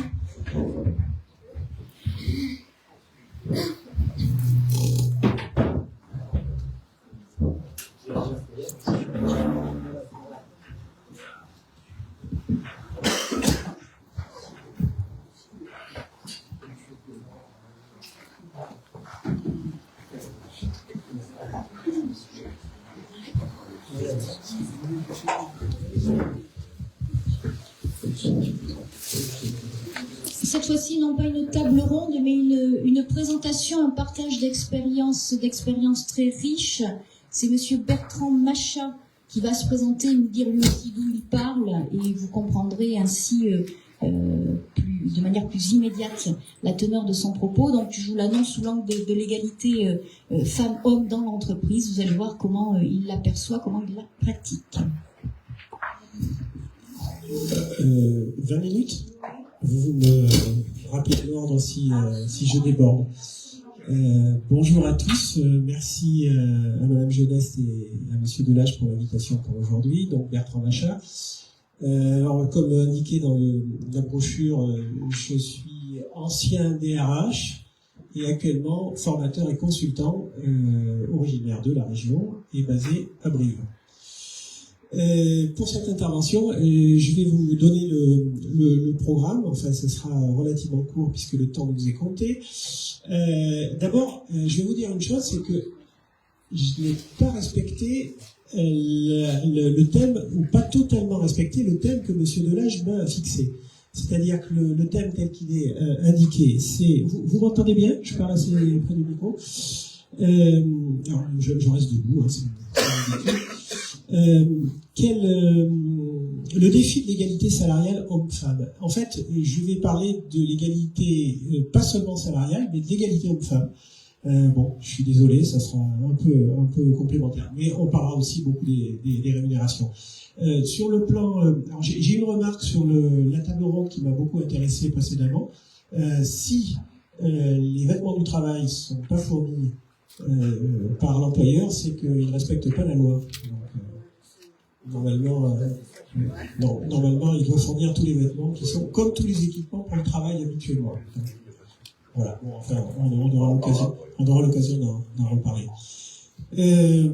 N'hésitez pas. Alors, moi, ça ne me gêne pas que, sous réserve qu'on reste dans les 20 minutes, que vous interveniez pendant que. Donc, si vous voulez lever la main et intervenir pendant que j'interviens, ça ne pose pas de problème. Les thèmes que je vous propose d'aborder, donc au départ, alors ce qu'on va demander d'aborder, c'est des exemples personnels en fait, des exemples pratiques de vécu d'entreprise. Alors, j'ai dit DRH, je suis resté donc plus de 30 ans dans l'industrie, Alors, on est un peu monoculture ce matin. Enfin, moi, c'était dans la mécanique, puisque j'ai travaillé dans le secteur automobile pour l'essentiel. Donc, pour citer les entreprises, chez Volvo, chez Renault et chez Valeo, entre autres. Pas que, mais voilà 4 entreprises dans lesquelles j'ai travaillé. Donc c'est un peu monoculture et peut-être, je suis désolé, que mes exemples sont un peu centrés sur ces secteurs d'activité. Bon, mais il y a aussi beaucoup d'activités de service et j'ai eu l'occasion d'intervenir récemment dans la fonction publique et il y a aussi des questions, on en parlait tout à l'heure avec madame, il y a aussi des questions d'égalité salariale dans la fonction publique malgré le statut en fait. Donc voilà. Alors, j'allais dire une petite introduction, l'égalité salariale, un sujet d'actualité. Bon, donc je vous dirai quelques mots. Ensuite, les réalités statistiques actuelles, un petit panorama très rapide. Et puis, quelques aspects juridiques. Et là, je vais parler sous le contrôle d'une experte, et donc d'une docteur en droit et d'une enseignante. Donc, pas docteur en droit, en économie. Bon, en tout cas. D'accord. Bon, alors, donc ça me relève un peu de pression. Et puis surtout des exemples, comme on l'a demandé, pour quelques situations pratico-pratiques sur des exemples pratiques. Voilà. Je voulais dire aussi que l'égalité, ça aborde aussi des questions transversales, en fait, dont je n'aurais pas beaucoup de temps de parler, mais je voulais quand même le citer. La question des discriminations. En France, il y a 25 critères de discrimination. Je ne sais même pas s'il n'y en a pas un peu plus, parce que ça évolue quasiment tous les jours. L'égalité homme-femme et les discriminations que ça peut occasionner, ça en fait partie. Pas que, mais ça en fait partie. Et puis, un sujet transversal, puisque ça aborde, on pourrait aborder, je ne vais pas le faire aujourd'hui, mais il y aura peut-être des questions sur la question de la gestion des temps. La gestion des temps, c'est un point important par rapport à l'égalité homme-femme et les contraintes que ça peut occasionner. On parle de la charge mentale et tout ce qui est associé à ça. Et puis la question du télétravail, qui est aussi transversale, mais que j'aborderai peut-être pas complètement. Deux rappels très rapides sur la question de l'encadrement par la loi de l'égalité. Alors, il y a beaucoup de lois qui ont été votées au cours des 50, 60 dernières années, depuis la dernière guerre. Je ne vais pas vous les citer toutes, j'en citerai deux. La loi sur la famille, dans les années 60, je crois que c'est en 65, qui autorise les femmes à exercer une activité sans l'accord de leur mari. Donc, pour rappel, c'est ce qu'une avocate, quand j'étais à l'école, la femme de l'ancien maire de Brive, qui m'avait décrit les réformes du droit de la famille à l'époque, et notamment cette égalité, avec la possibilité seulement, il faut le rappeler quand même, dans les années 60, pour les femmes d'exercer une activité avec l'accord de leur mari, jusque-là. Donc ensuite, ça a changé. Et puis la loi Roudy, en 1983, qui pose le principe de l'égalité, on sait bien qu'entre le principe et la réalité, il y a souvent beaucoup d'écarts. C'est l'objet de ce dont on va parler. Il y a eu d'autres lois, et là, un paradoxe, c'est que la loi sur la parité en politique, vous voyez que je déborde un petit peu, elle date de 2000, et donc avec toutes les alternances sur les listes électorales, et seulement de 2000, et donc jusque-là, il n'y avait pas cette règle de parité. Donc pour les élections européennes, les municipales, les départementales, avec maintenant les binômes, en fait, et étonnamment, dans les entreprises, pour les CSE, alors je défends absolument pas le bilan du gouvernement actuel, donc moi j'interviens auprès d'élus et auprès de patrons, donc j'essaie d'être avec plusieurs casquettes en même temps. Cela étant, il y a un progrès, c'est qu'il y a une égalité dans les élections de CSE qui ont remplacé les comités d'entreprise. Il y a une alternance sur les listes électorales seulement depuis 2018-2019. Et on sait, et donc c'est seulement depuis les dernières ordonnances dites Macron, et ça je pense que c'est un point positif, donc concrètement, quand vous avez une élection de représentants du personnel dans les entreprises, et ça doit être le cas à Condat comme ailleurs, il y a alternance sur les listes électorales. Et donc, on peut dire, dans les entreprises, on a pris plus de retard que dans la société, puisque la loi sur la parité, datée de 2000 pour les élections nationales. Alors, je vous abreuve pas de chiffres, et d'ailleurs je suis pas sûr que ce soit le plus important de savoir s'il y a 15%, 17% d'écart entre les rémunérations des hommes et des femmes. Enfin, le point est important. Est-ce que c'est 15 ou 17? On va pas se battre sur les chiffres. Bon, moi j'ai les statistiques qui donnent dans le secteur privé 17,6% d'écart. Il faut relativiser tout ça avec les questions de temps partiel, donc je ne vais pas trop m'appesantir sur la question, mais dans la fonction publique, et encore une fois j'étais à la préfecture à Limoges pour une formation d'élus il y a un mois, et la réalité, on en discutait également ce matin, c'est qu'il y a des écarts dans la fonction publique malgré le statut. Alors, je connais moins le secteur de la fonction publique, mais bon, il y a quelque chose qui quand même peut paraître un peu paradoxal et bon, pour lequel j'ai pas d'explication. Mais si vous en avez, je suis preneur.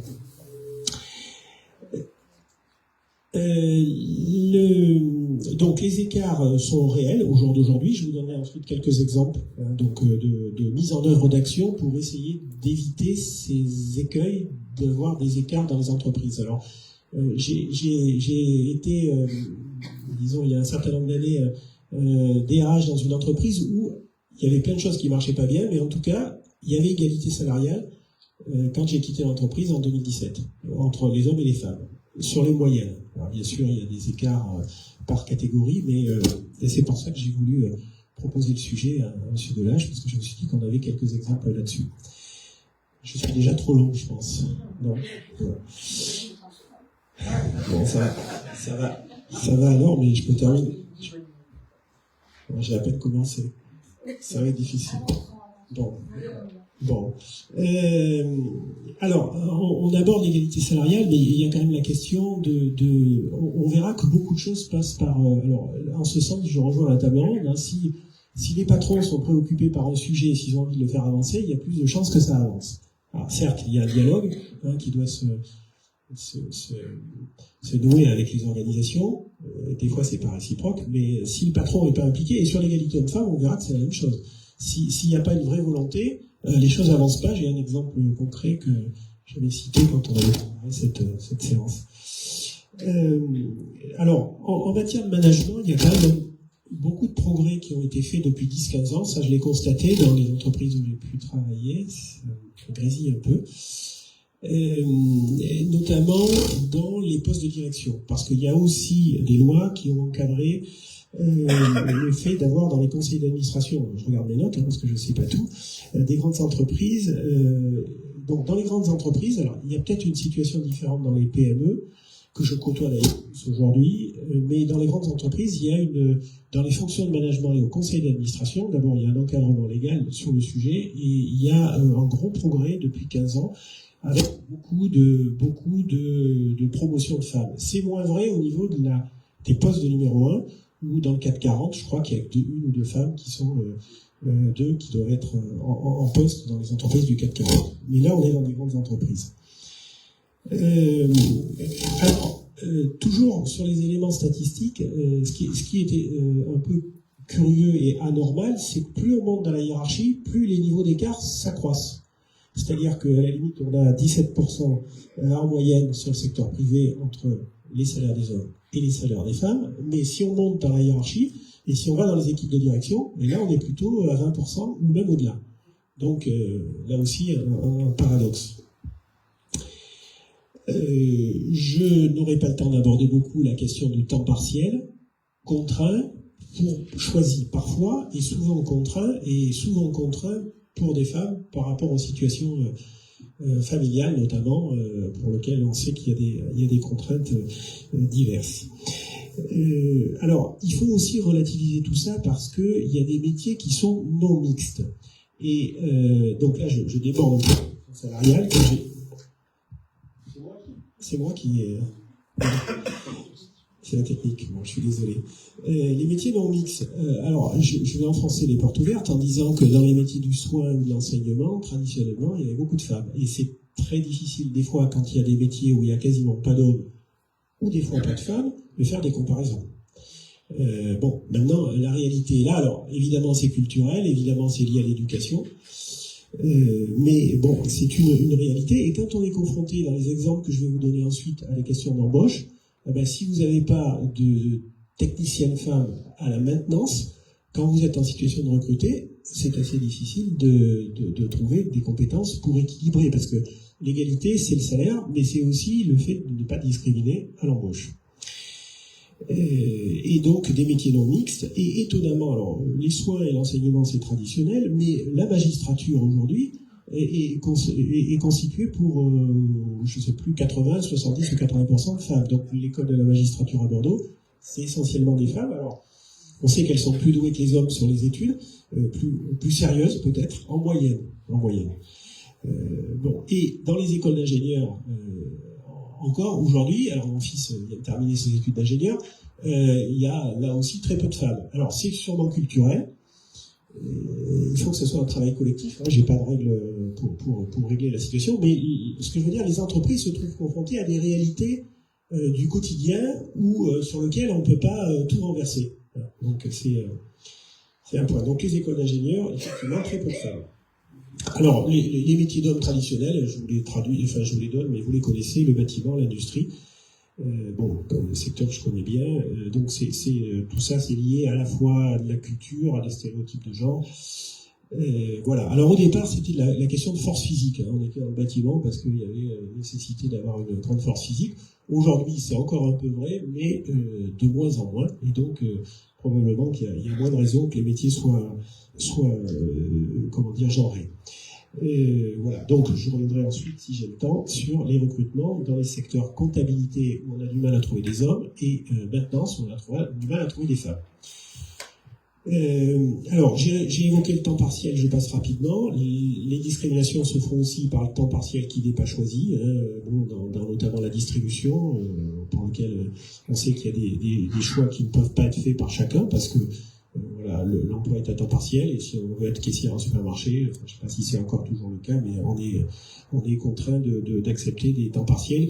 Et temps partiel, c'est une chose, mais quand vous avez une coupure de 4 heures au milieu de la journée, c'est le cas des fois des infirmières aussi qui ont des coupures en milieu de journée, mais c'est pas forcément évident à gérer, et bon, je souris, mais c'est pas très heureux. Alors, la loi a fixé, pour rester sur les questions de loi, a fixé 9 domaines d'action réglementaire que je dois avoir pas loin pour agir sur l'égalité. Donc, il faut quand même que je les cite très rapidement.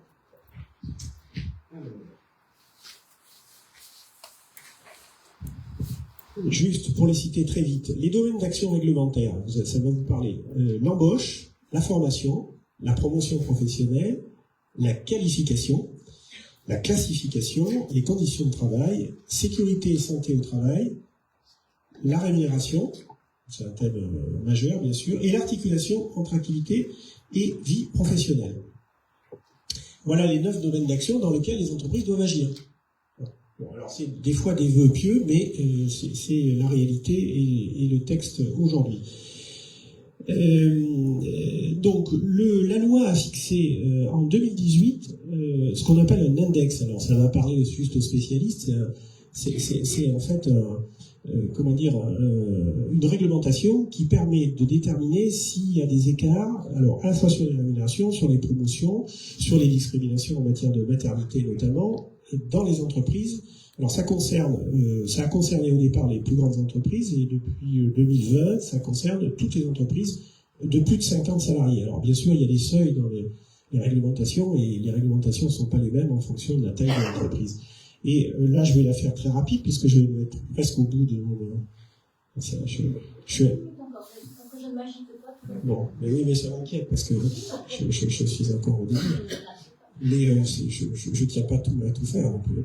Donc l'index, en fait, c'est pour être très rapide, il y a 4 indicateurs pour les petites entreprises et 5 pour les grandes. Ça porte sur, donc je les ai pas exactement ici, mais sur les rémunérations, bien évidemment, les promotions, les discriminations à l'issue de la maternité, le nombre de personnes dans les équipes de direction, et chaque entreprise doit publier, y compris sur son site internet si elle en a un, et en tout cas mettre à disposition de tous ses salariés le résultat de cet index. Donc il y a 4 ou 5 indicateurs, ça donne à la fin une note sur 100 qui doit être impérativement au-delà de 75. Ça veut dire que 75 est faite par certaines entreprises malveillantes. Il n'y en a pas beaucoup, mais des fois quelques-unes.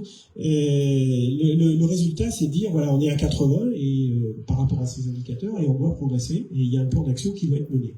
Alors, je ne vais pas blâmer les directions, les inspecteurs du travail qui sont chargés de contrôler tout ça, mais ils ont beaucoup d'entreprises, je sais qu'ils sont très chargés. Cela étant, les contrôles sont quand même très espacés, et de fait, la réalité fait que il n'y a pas beaucoup de choses qui bougent, malheureusement. Alors, certaines entreprises, et souvent par la volonté des dirigeants, les choses avancent plus vite, mais sinon, c'est souvent un peu laborieux en termes d'avancement. Mais cette règle et cet objectif légal doit normalement être respecté.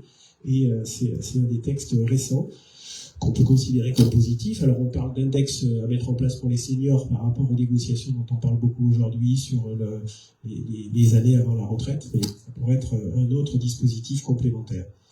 Donc les résultats en gros sont plutôt mitigés, et les résultats de cet index doivent être communiqués aux élus et au CSE et aux salariés, et même disponibles sur le site internet s'il y a un site internet pour l'entreprise. Oui, Florence a une question. Je connais Florence qui travaille avec Papeterie. Est-ce qu'il y a des sanctions en fonction si l'entreprise ne met pas en place les mesures de progression il me semble qu'il n'y a pas de sanction. Non, je crois qu'il n'y a pas de sanction. Il y a une injonction de l'inspection du travail qui peut être faite, mais à ma connaissance, j'ai pas vu beaucoup de sanctions mises en œuvre. Alors après, on peut toujours imaginer un contentieux individuel. Hein, donc, on peut aller devant les prud'hommes en disant je suis par exemple une femme et je suis moins payé que mes collègues, et à la limite, il y a une discrimination. Je rentre dans les critères de discrimination, mais c'est pas une sanction publique, c'est une sanction qui résulterait d'un contentieux donc devant les prud'hommes, puisque c'est là qu'on va quand on est en désaccord avec son employeur sur un sujet. Alors, continue. Combien ? Une minute. Alors, comment j'arrivais à la partie intéressante, je sais pas, ça vous intéresse peut-être pas, la partie de cas concrets et de choses à mettre en œuvre pour éviter ces discriminations, parce que je crois que c'est là que c'est là qu'il faut agir. Alors, un cas concret, donc il y a deux cas, pour être très rapide, deux cas concrets. Si vous avez un écart, on a vu qu'il y avait 17% d'écart. Si vous avez un écart, il n'y a pas de solution autre que réserver un budget spécifique annuellement. Alors, là, je parle du secteur privé, la fonction publique, je ne sais pas comment on résorbe les écarts, peut-être qu'on pourra avoir des exemples, mais si vous voulez résorber les écarts, il faut avoir un budget spécifique. Alors moi j'ai longtemps travaillé sur Limoges et j'avais beaucoup de relations avec le groupe Legrand, qui a aussi en place un certain nombre d'actions dans ce domaine. Vous devez réserver un budget d'augmentation individuelle spécifique pendant plusieurs années, souvent 0,1% de la masse salariale. Ça paraît très peu, mais si vous concentrez ces 0,1% de toute une population sur la résorption des cas, eh bien vous arrivez à résorber, enfin en tout cas vous rentrez dans une dynamique sur plusieurs années pour résorber ces écarts. Cette action, elle doit être volontariste, elle doit être... Alors, là encore, rien n'est... Je ne veux pas être caricatural, j'ai vu des organisations syndicales qui étaient très impliquées sur le sujet de l'égalité aux femmes, j'en ai vu d'autres qui étaient vraiment pas concernées par le passé. Alors, bon, les choses évoluent, bien sûr. Si vous avez cette masse salariale, eh bien vous avez tout un exercice à faire, c'est-à-dire vous regardez toutes vos rémunérations, service par service, en liaison. Alors, c'est pas que les ressources humaines, hein, j'étais DRH, mais on s'appuyait beaucoup sur les managers, et c'est surtout les managers en fait qui ont le levier là-dessus. Et à partir de là, eh bien vous faites une analyse secteur par secteur des écarts de rémunération, et vous regardez s'il y a une justification par rapport à la performance. Alors, je sais qu'on rentre dans un domaine, l'évaluation de la performance, qui est sujet à caution. Rien n'est toujours objectif, mais bon, vous êtes obligé de faire ce travail. Et ce budget, vous le consacrez, pour faire très rapide, à concentrer en fait ce budget spécifique aux mesures d'augmentation des femmes qui, pour des raisons historiques, seraient discriminées ou en tout cas en retard. Alors, pour faire très simple, l'objectif et l'exercice est compliqué parce que vous essayez de tendre à des moyennes, mais l'objectif, c'est pas de ramener toutes les femmes à la moyenne et tous les hommes à la moyenne. Et c'est là que ça se complique. Je suis peut-être pas très clair, mais la performance doit rentrer en ligne de compte. Et du coup, en gros, il y a des femmes qui venaient me voir en me disant, mais oui, mais moi je suis en dessous de la moyenne et j'ai pas été augmenté. Oui, mais peut-être que c'est logique. Alors, ça dépend, c'est sûr, de l'appréciation du manager, mais c'est un exercice qui est compliqué. Deuxième exemple, pour terminer, je serai qu'à la moitié de ma présentation. Oui, excusez-moi, mais quand vous me dites qu'il y a 17% d'écart mesuré, ça veut dire que le travail est déjà fait. Sinon, à quoi ça correspond ce 17%? Si on n'a pas mesuré déjà s'il y a une performance différente ou pas, on ne peut pas avoir calculé 17%. Si on a calculé 17%, c'est qu'on estime qu'à performance constatée, il manque 17%. Oui, mais attendez, le 17%.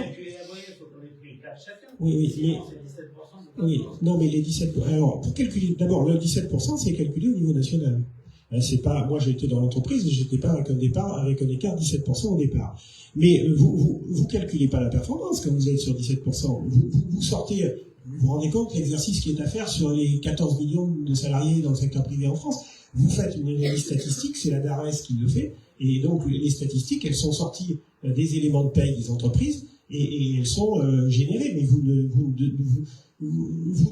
ne sortez même pas. Bon, vous pouvez neutraliser les effets temps partiels si vous avez un logiciel qui est performant, mais vous ne traitez pas la question de la performance. La question de la performance, elle ne peut être faite que secteur par secteur, manager par manager, avec un essai impliquer les N+2, impliquer le directeur du site, impliquer un petit peu les ressources humaines qui ont certains avis sur la question, et l'analyse, elle doit être faite vraiment concrètement, secteur par secteur, poste à poste. Et bon, les 17%, elles sont peut-être pas à la réalité au papeterie de Condat, alors qu'elles le sont à Périgueux ou autre. C'est la moyenne nationale. Donc ensuite, bon, l'exercice, il est à faire concrètement, poste à poste. Ce 17, c'est effectivement un chiffre qui n'a pas forcément... Quand on aura mesuré les performances, on s'apercevra peut-être qu'il y a 25%, ou alors qu'il n'y a que 2% ou 3%. Oui, avec la difficulté d'apprécier la performance, parce que c'est très relatif. Hein, un manager, vous changez de manager et il n'a pas les mêmes avis sur ses collaborateurs. Donc c'est un exercice qui est quand même, par définition, compliqué. C'est pour ça qu'il n'y aura peut-être pas facilement une solution. Oui, mais si vous n'avez pas le 0,1 qui est mené quand vous constatez des écarts, et si vous n'avez pas, je veux dire, une action... Alors, j'ai un dernier exemple qui se veut illustratif. Mais phase de recrutement d'un ingénieur qualifié. J'ai vécu... Alors, moi, je me suis fait piéger pour des niveaux de rémunération. Quand vous êtes en situation d'embauche, je finirai par là, même si j'en suis à la moitié de mes thèmes que je voulais partager avec vous, mais c'est pas grave. La situation, quand vous êtes en situation de recrutement, l'exemple est un peu théorique, mais il est vécu quand même. Vous avez une ouverture de poste. Dans le secteur privé, vous n'avez pas, vous avez une, si vous connaissez sûrement bien le sujet, vous n'avez pas vous avez une fourchette de salaire. Mais la fourchette de salaire qui est sur le poste, elle va dépendre beaucoup du candidat. Vous chercher un candidat qui a 10 ans d'expérience, peut-être qu'il va en avoir 20, et que finalement, il va avoir une expérience qui va faire que vous devez le rémunérer plus, sinon il ne va pas venir chez vous, puisqu'il a déjà un salaire qui est plus élevé. Je parle peut-être d'une population qui est limitée, des cadres en gestion, des ingénieurs, mais la réalité est là. Donc mon exemple, vous passez votre annonce, vous avez des candidats. Par définition, vous arrivez à la fin avec 2 candidats, un homme, une femme. Comme le marché est à 17% décalé, il y a de fortes chances qu'à compétences égales, âge égal, situation égale, vous ayez un écart. Je ne sais pas s'il sera de 17%, mettons 10%. Donc, quand vous recrutez quelqu'un qui est en poste et qui vient dans votre entreprise, en général, vous lui proposez plus, sinon il ne vient pas. C'est souvent ce qui se passe. Bon, c'est peut-être pas la réalité des gens en situation de reclassement, de chômage, mais en tout cas, la réalité de l'industrie, quand vous êtes là-dessus, que vous avez des compétences rares, vous allez les chercher. Vous avez 2 candidats côte à côte. Il est évident que si vous en avez un qui est plus adapté au poste, vous prendrez la femme ou l'homme en fonction de la catégorie.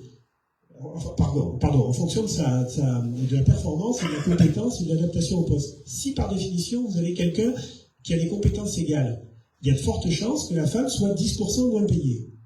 Elle va vous demander 10% de plus, parce qu'elle veut être embauchée, ou 5% de plus. Mais si vous l'embauchez au salaire qu'elle vous demande, vous créez une discrimination par rapport à la moyenne des rémunérations à côté, puisque par définition, vous avez beaucoup d'hommes dans le poste. Je ne sais pas si je suis clair. Ouais. Donc, et je me suis fait piéger, comme beaucoup de mes collègues, hein, parce que je fais partie de l'association des DRH de la région, et bon, depuis longtemps, et je me suis fait piéger. Donc moi, elle me demandait 5 ou 10%, je lui donnais les 5 ou 10%.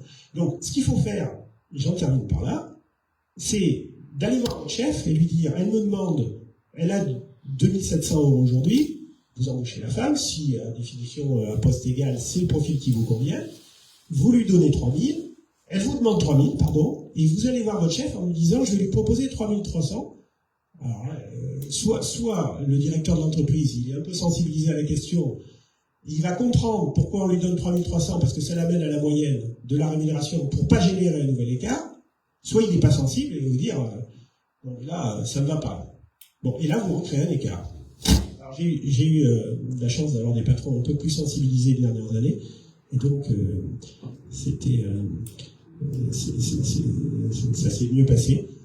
Je suis dotée d'une absence totale de sensibilité et donc je suis obligée de vous interrompre sur ces propositions, ce partage d'expérience tout à fait passionnant. Je vous propose de profiter de la pause qui s'ouvre maintenant pour échanger, poser vos questions. Encore une fois, je ne méconnais pas le caractère frustrant de l'exercice, mais on va continuer à avancer pour traverser les différences.